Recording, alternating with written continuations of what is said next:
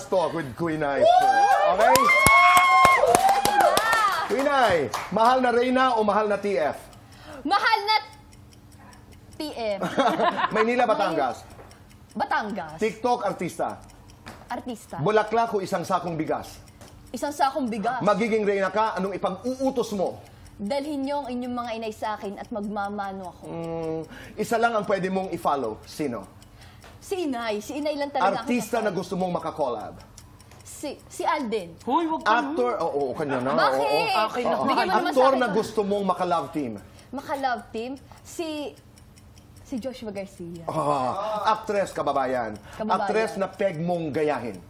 Ay, Sarah Heron. Artistang gusto mong i-friend? I-friend?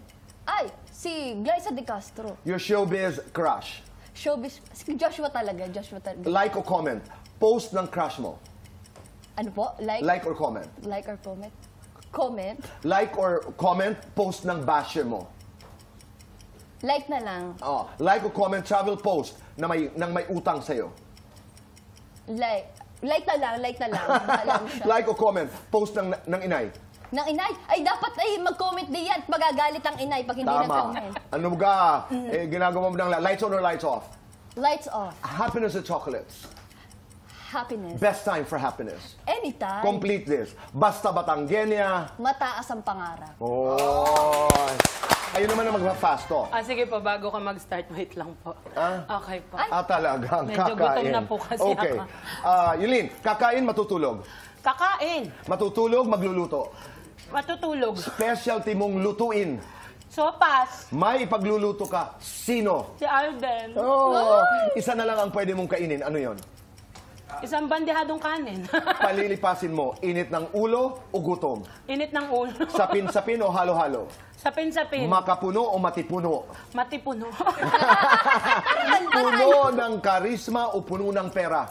Puno ng pera. Mas mahal mo o mas mahal ka? Mas mahal ako. Save or share? Picture ng crush mo? Picture ng crush ko. Isi-save mo o share? Hindi, tatago ko. Okay. Save or share? Bikini photos mo? Susunugin. Save or share? Isang platitong sisig? Hindi, akin lang. 1 million pesos? Akin lang. Pinakamahal na niregalo mo for someone? Ha? Alahas. Pinakamahal na bill sa restaurant? 40K. My God. Pinakamahal na binili sa sarili? Sa sarili, bags. Block o unfriend?